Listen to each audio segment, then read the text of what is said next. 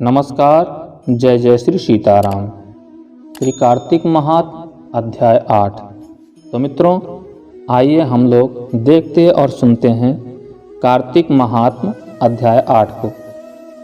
श्री नारद जी बोले, अब मैं कार्तिक व्रत के उद्यापन का वर्णन करता हूँ, जो सब पापों का नाश करने वाला है।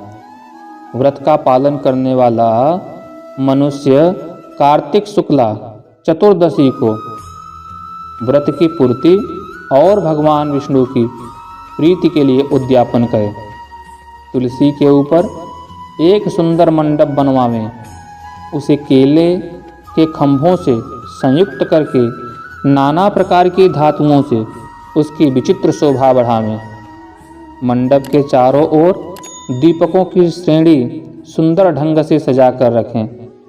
उस मंडप में सुंदर बंधनवारों और सुशोभित 4 दरवाजे बनावे और उन्हें फूलों से तथा चंवर से सुसज्जित करें।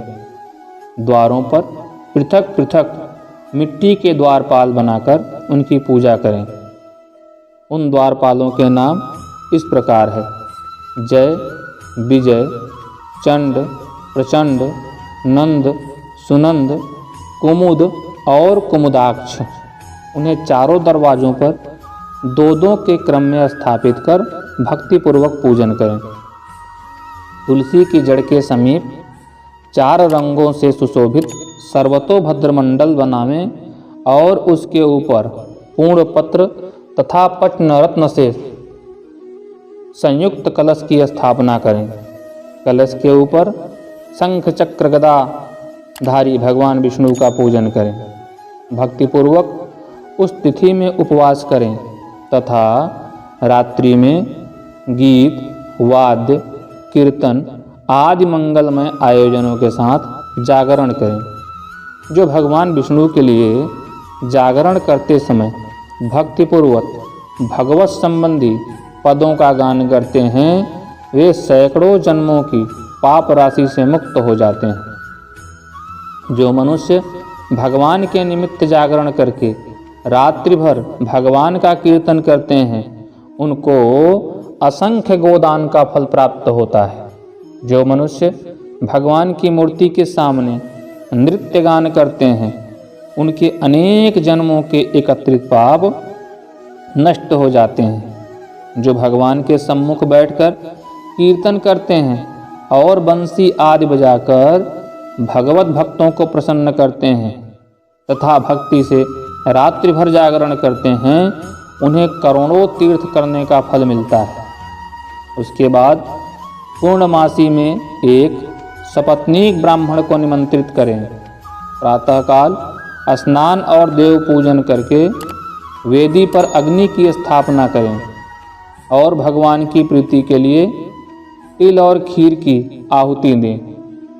होम की शेष विधि पूरी करके भक्तिपूर्वक ब्राह्मणों का पूजन करें और उन्हें यथाशक्ति दक्षिणा दें।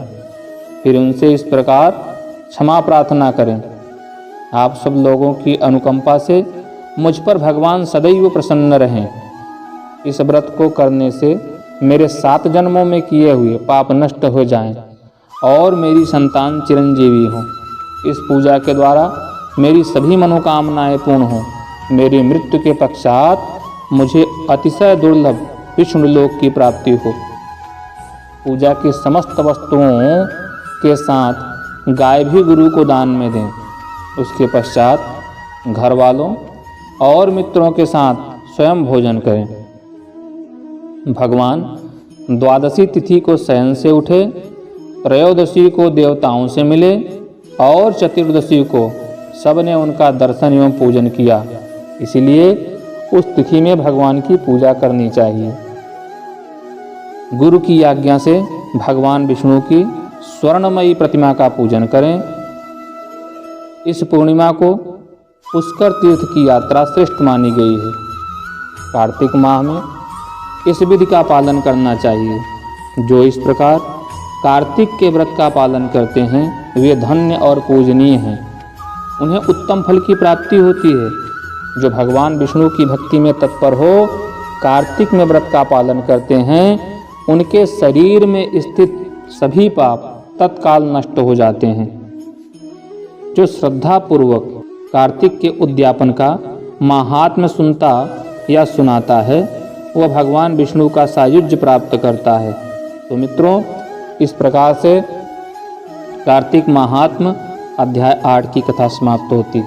आशा है यह कथा आप सभी को ज्ञानवर्धक और रोचक लगी होगी। आपकी क्या राय है इस कथा पे कमेंट करके बताइएगा, और अगर आपको उपयोगी लगी हो तो अपने सगे संबंधियों से साझा करना ना भूलिएगा। और ऐसे ही रोचक कहानियाँ, कथा, मोटिवेशनल कहानियाँ, स्पीच, कर्मकांड, ज्योतिष आदि के विषय तथा वास्तु संबंधित विषय को पाने के लिए आपके अपने चैनल प्रवचन मार्ग को सब्सक्राइब करके जाइएगा। और हाँ, बेल आइकन दबाना नहीं भूलिएगा ताकि आप और हम नोटिफिकेशन के माध्यम से आपस में जुड़े रहें। पूरे वीडियो में बने रहने के लिए आप सभी का धन्यवाद। नमस्कार। जय जय श्री सीताराम।